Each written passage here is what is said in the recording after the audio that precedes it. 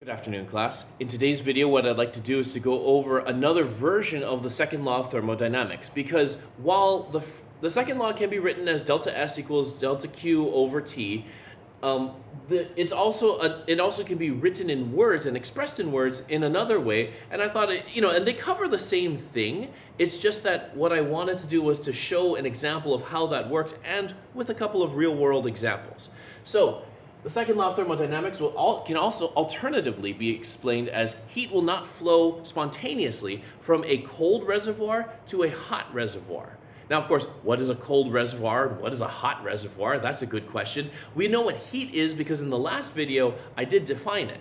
So I won't go into that one today. But a cold reservoir is some place where heat can go, where energy can travel from, so a place where there's a lot of energy to a place where there's lower energy. So for example, from a hot coffee mug, a cup full of hot coffee into the air.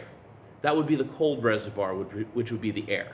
Another example, even just biologically, your lungs have air at about body temperature, and so when you breathe it out, it's going from a hot reservoir to a cold reservoir outside of your body. So those are some ways that this can happen. Now, the reason why I want to go over that is because this is a way that the first law and the second law work together. So, and you can actually see this in cars as well. So we'll get some of that. We'll get to that one in a little bit. So in this case, you have a hot reservoir, and heat will flow down into a cold reservoir. That is normal. That is what we call, it can do it spontaneously. It's one of those laws of the universe where you don't need to do anything to the system to make energy flow from hot to cold. You do have to do something to get it to flow from cold to hot. That is different, and we'll cover that in an example too. But in example one, what happens is you have high energy or something that's hot, and it's going into something that's cold. Heat is being transferred, obviously, because there's a transfer of energy, but you can also get work out of that system. So an example of this would be the car engine, the engine in your car. Because when the spark plug ignites the gas, so there's the fuel injector, and it injects fuel into a small place into the compacted site of the pistons and the engine, and then the spark plug fires, it ignites that gas, and the gas pushes on the piston, and those pistons are one piston that gets forced down, and that forces the one next to it. So one goes down, the other one goes up, and they're mechanically connected to each other, and that's why when one goes down, the other goes up. When the second one goes up, it gets smaller, so that when the spark plug fires again, that one can now go down and the first one comes up. So there's work being done because there's actual mechanical motion going on from the piston and from the engine of the car. All that is because energy is coming from that tiny little explosion of fuel, or the ignition of fuel that's pushing on the piston of your car engine. So one way that some people have told me in the past is that a car engine is basically an explosion that happens really, really slowly. So it's something to think about, because there are mini explosions in your car engine all the time, and we don't find that at all dangerous. We just find that normal. That's just how an engine works.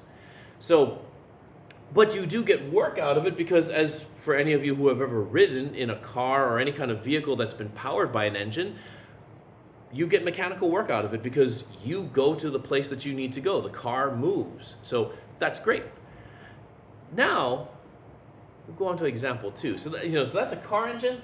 This one, what is this? Can you actually get cold, energy? And don't get me wrong. I should probably clarify this too. Something that is a cold reservoir is only cold because it has a lower energy level than the hot reservoir. Okay, so it's not like this has no energy and this has energy. This doesn't. This still has energy. It just has less than this one.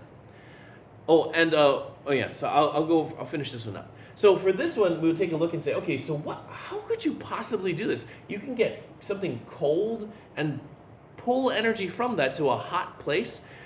So basically, you're making something colder. You're taking a cold thing and making it colder, and you're taking a hot thing and making it hotter. That doesn't actually make a whole lot of sense. And for those of you who have ever been camping and roasted marshmallows over a fire, you should know that what I'm talking about, because you've never seen somebody throw water onto a fire and have the fire become even bigger and the water freezing. You've never seen that, because what happens is when you throw water onto a fire, the fire goes out, right? That's normally what happens. So that's why this example doesn't seem to make sense. You can't throw something cold like water onto a hot fire and expect the water to have energy sucked from it and it turn to ice. That doesn't make any sense at all. However, it does make sense if you can put work into the system. So essentially, if you go from hot to cold, you can get work out of the system.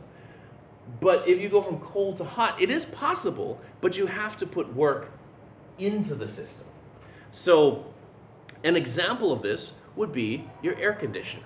Anytime you use the air conditioner, you've basically taken a room and you've made it colder by cooling down the air and pumping that air into the room. Where does the hot air go? Because you must have heated something else up.